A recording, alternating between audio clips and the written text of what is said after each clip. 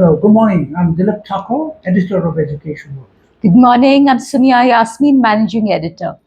Well, in this March issue of EducationWorld, we've got three riveting features Yes. for our public, which we advise you to read because we are always evolving and introducing new types of features. So this time, we've introduced our Education World Foundation has commissioned a research story, a research study on India's collapsing legal system. Yes. How can it be, how can we put India's legal system back on the track?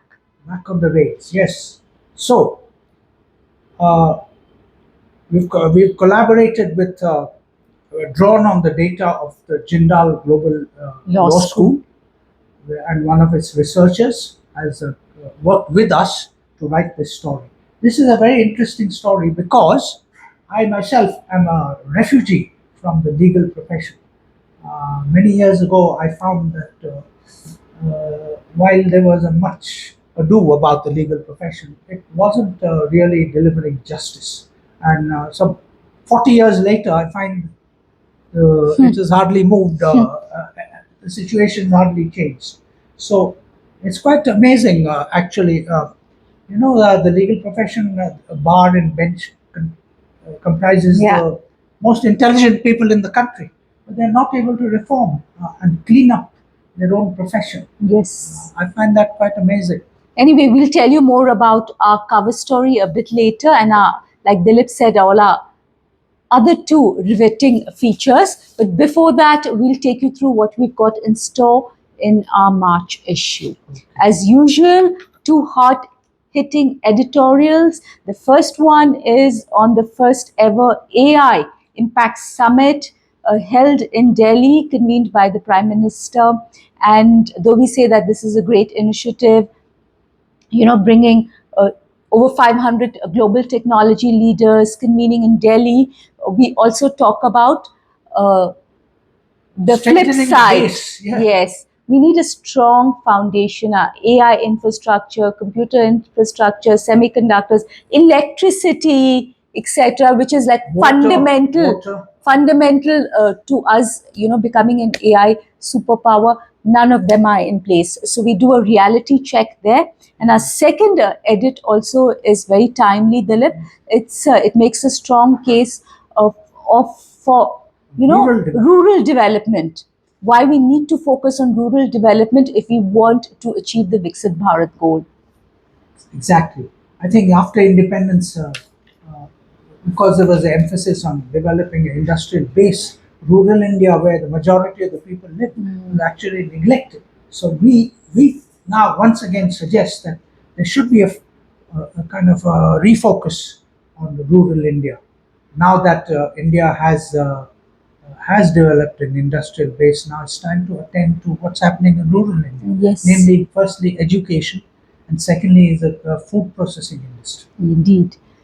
Education news, again, we've got some very interesting education news. The first one is from Delhi, where we write about the, controversy about the Supreme Court, banning Coming down hard on NCRT for a chapter textbook. in their social science class 8 textbooks on corruption and judiciary. We give our own Take on interpretation.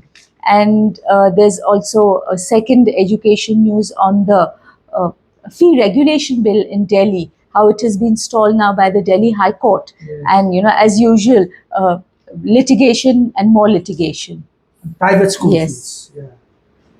Maharashtra, as usual, the controversies over the RT Act and admission of poor neighborhood children under Section 12(1)(c. That controversy never dies down. It's always like a, fire burning. So we've got a report on that. There's a new definition now of what constitutes the neighborhood from where you can draw poor neighborhood children. So that's, again... It all flows from a mistake made in the RT Act, part nationalization of private schools. Yeah. Instead of improving, elevating government schools, they said, oh no, we'll put some neighborhood children into good quality private schools, and predictably, it's not worked out. Yeah.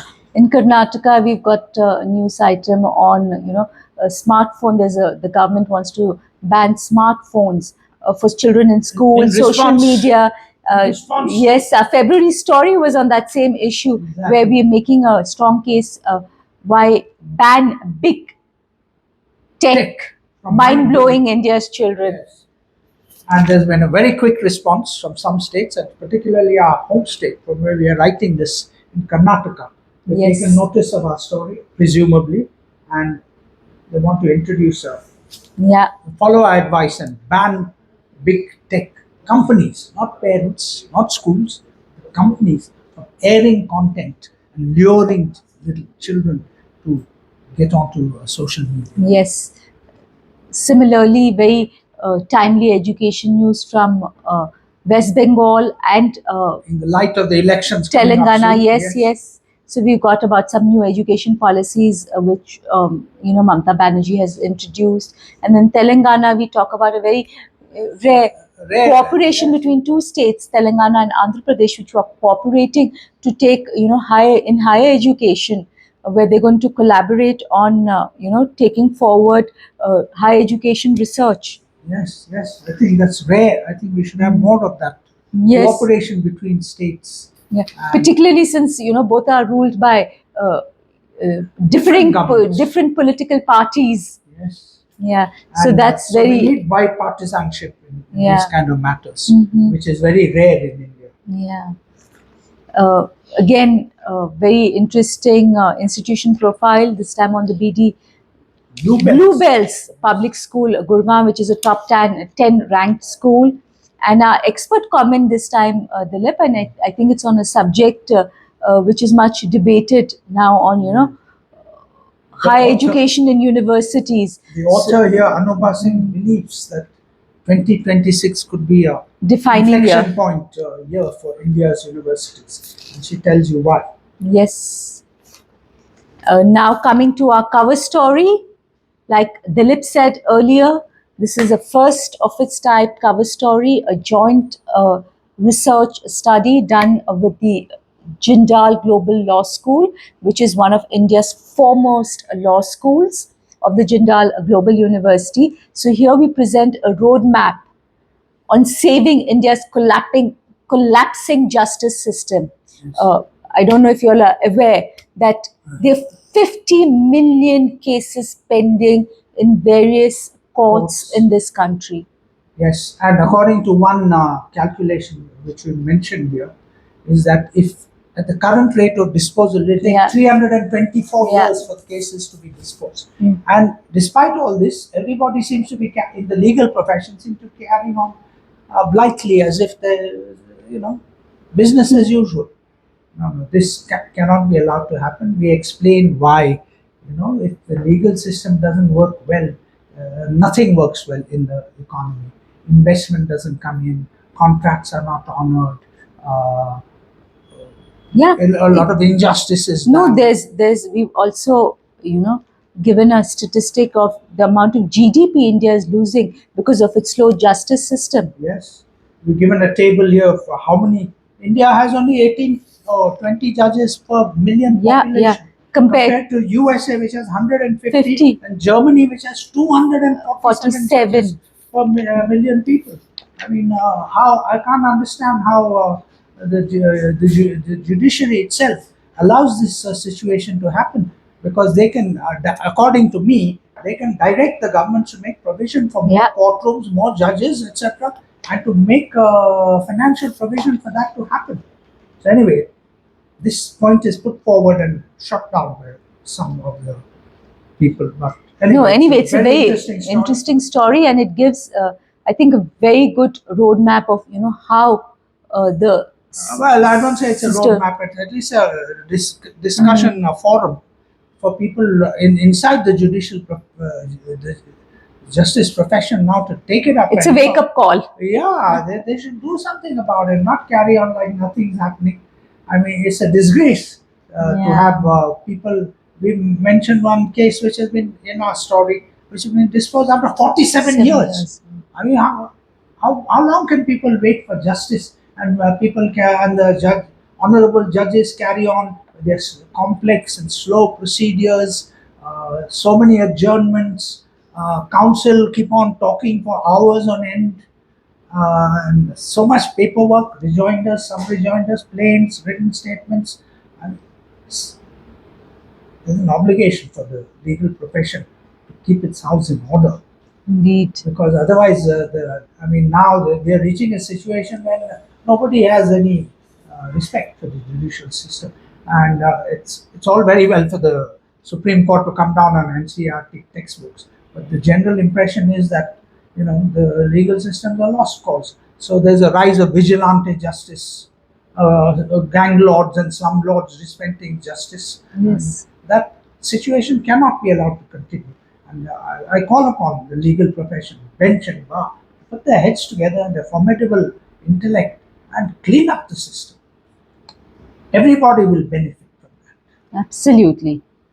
Moving ahead to our teacher to teacher, again, a very insightful column written by Professor Derek from the OP Jindal Global University, where he talks about why mental health care is no longer optional, Dilip. For educational institutions. Especially higher education institutions, students' mental health and well-being has to be given top priority. By the colleges and universities. Yes, there's a recent Supreme Court mandate that all higher education institutions have to have a mental health and well-being policy. Indeed. And as usual, Dilip, every year after the budget is presented, we present our own analysis of what it means for the education sector. So this year again, we Mother Nirmala's bed. we lament again. It's a lament again on Bed how cover. education has been neglected, not been given its rightful due. I mean, India's 250 school children and another additional 50, almost 40 million youth who are in higher education. They've been, dealt a very bad deal. Given small change. Mm-hmm. It's quite amazing how I'm astonished, in fact, that people who are policy formulators and others don't understand that a good education is fundamental to national growth. We keep saying it's an essential, non-negotiable precondition of economic growth and development. But all our great intellectuals, economists, and policy formulators don't seem to agree. Year after year, we keep writing, and we always address the problem of, we don't have insufficient resources. Every year, we give a schema. On this year, we've told the central government how to raise 10.93 lakh crores for investment in human capital development. And if the states follow, even if the states don't follow the example of the central government, if this happens for the next 2-3 years, saving money, cutting expenditure, raising additional minor resources, and putting it all together and investing in our children and youth, that's the way forward for Viksit Bharat. Now drawing up plans, etc., which are very poorly implemented because people are not educated sufficiently. What's the point of giving so much money for capital expenditure, etc., to draw up roads, bridges, etc., when half-baked engineers and ill-educated people are supposed to construct and build them? They collapse after a little. Yes, indeed. That's the story of India. No, this story, we strongly recommend that you read it. We need more, feedback. We need debate. Need more, and debate inputs. On this matter. Yes. So it's a very important issue on how, public funding for education, we have to meet the target of 6% of GDP recommended by the Kothari Commission way back in 1967. Well, now it's got And not then to be 6%. To make up the backlog is going to 10%. NEP 2020 also says 10% of all government expenditure All should be on expenditure, not should GDP. be on education. Exactly. Now moving on to our eyewitness report, as usual. In 2023, we held our first education leadership retreat in association with the Boarding Schools of Association of India, and since then we've been, holding it every year. So this year we had a fantastic deep learning retreat at Wayanad, held in collaboration with the Sadbhavna World School, Kozhikode, which was our host school. So Dilip, this retreat attracted over 100 school leaders who have traveled from over 25 cities. So this was a 2-night, 3-day leadership conclave, very interesting. Panel discussions, master classes, and the theme was connecting thoughtful leaders to purposeful schooling. It's very important. I think the point we need to make is that since nobody seems to be doing it, education world is now going into these fields, which is not really our mission. But anyway, we are doing it to create good leaders. The big problem in this country is we don't have good leaders in almost any field. At least in education, it's very important to have good leaders at the school level who can make strong schools, good schools where there is purposeful learning, Yes. where children come out with some real skills and some able to apply their minds and problems and to solve problems. Yes. Well, somehow in India, I mean, I've been noticing now, I'm fairly advanced in my years, I've been noticing that the problems we had 40 years ago are still with us. This means that we are not bringing out institutions are not producing people who are problem solvers. They're bringing out people who can pass exams, but I think the time for that's gone in the AI Yes, age. no. School leaders, as we rightly state in our story, have a critical nation building role to play. They course. have to shape and equip the new generation with the skills that will help solve India's problems, so that we can Nation-building the problems, yeah. so we can achieve the target of Viksit Bharat by It's no 2047. use talking about Viksit Bharat and $30 trillion economy when the children coming out of your education institutions have hardly any skills Yeah. except memorization, and they have no problem solving skills. How are we going to solve the problems of rural development, population, industrial development, industrial backwardness, etc.? They have to come from our next generation. 2 book reviews, very stimulating book reviews. One on the Booker shortlisted novel, The Loneliness of Sonia and Sunny by Kiran Desai, and the second one, Kiran Desai is Why coming the- back after 70 years or 40 years or 30 years back to a novel. the second one is on Why the Poor Don't Kill Us by Manu Joseph. 2 very, like I said, stimulating reviews, Dilip. Yes. And of course, as usual, our postscript section where Yeah, very important Yes. one that we talked about is our infantile higher education institutions. They're still bothering about caste. Even faculty are discriminating against children and themselves on the basis of caste. For God's sake, I mean, you don't expect people in higher education to be discussing these things. They should be discussing much of a Yes. more intelligent things than caste discrimination. yes, It's quite amazing. And then we discussed the Galgotia expulsion, that was plagiarism on, the robotic dog which they presented at the AI summit, which you talked about. yes. No, so that's education world for you. Like we said, information packed, insight and rich information. We urge you all to become well informed on education, because that's the only way we can become active participants in reforming India's education system. And that's fundamental to National development. Exactly. There's no two ways about it. Indeed. I think I urge our viewers to cotton on to this. There is no option but to strengthen the base of the Indian economy, which is the education system. Indeed. But before we go, what we've got in Parents World for you, there again, as usual, a very trending story in parenting. The new digital age places upon millennial and Gen Z parents challenges which perhaps no other generation of parents faced. So we've written a very interesting story on asking what type of 21st century parent are you? So they Six servicing, snowplow, conscious, crunchy, silky, scrunchy, Commando, etc. and split shift parents. It's very important also to read ParentsWorld. I think we should tell our viewers in conjunction with education, because a lot of education, in fact, fundamental education happens at home. So it's very important, and both these sectors, India is weak.